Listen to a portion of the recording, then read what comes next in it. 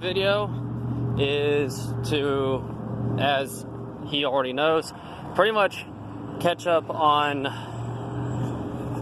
making it to where I can at least say my ideas and you can take them in and then give me your feedback when we have the time to talk on the phone. So, to my friend Devin, this is for you, man. Since we've already started talking about hardware and software, and I'm in a pretty good brainstormy mode, whatever, today. It's been a kind of a rough week, but we won't get into that. So, I know that there are ways that you can take apart hardware. Now, I want to say that you said you have a friend who's more of an expert in hardware, and you're going to school soon for software. So either way, let's try to take advantage of everything we have to our disposal, because I think it would be quite fun to attempt to dissect and put together, in a sense, our own console, even though we would be using parts from other consoles.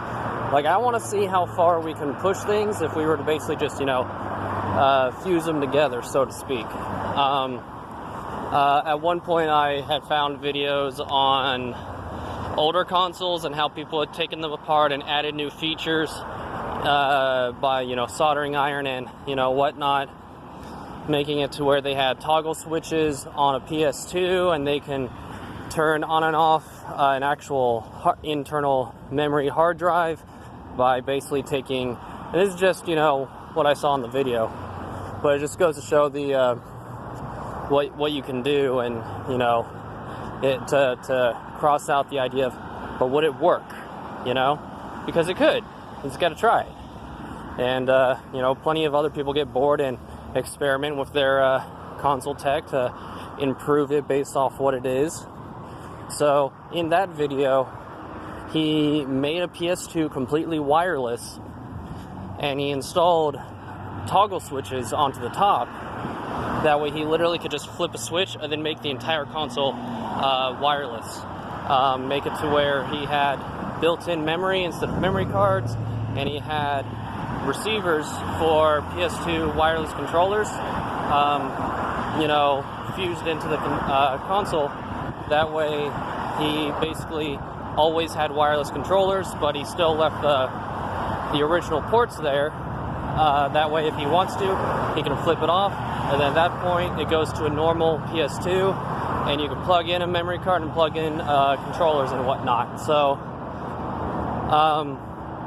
I don't know, I think it'd be kind of cool. I was watching this thing on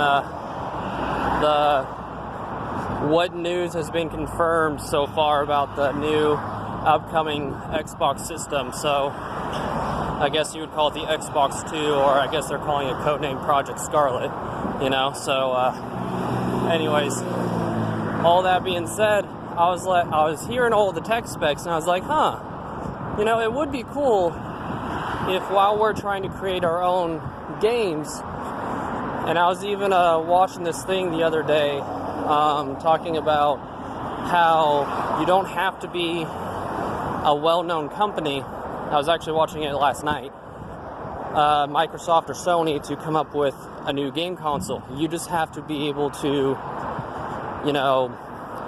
be open and be something that customers would want.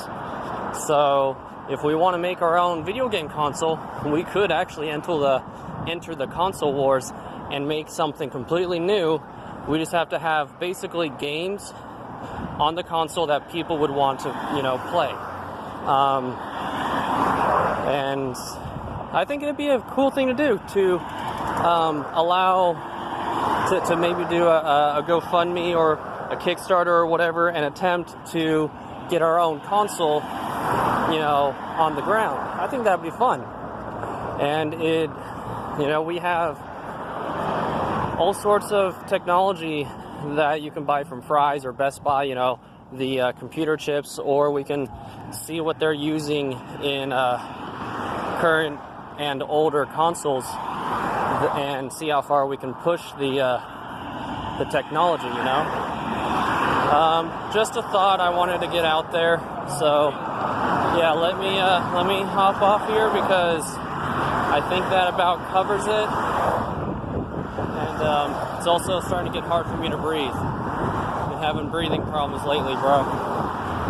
Not good. It goes to show where my health is.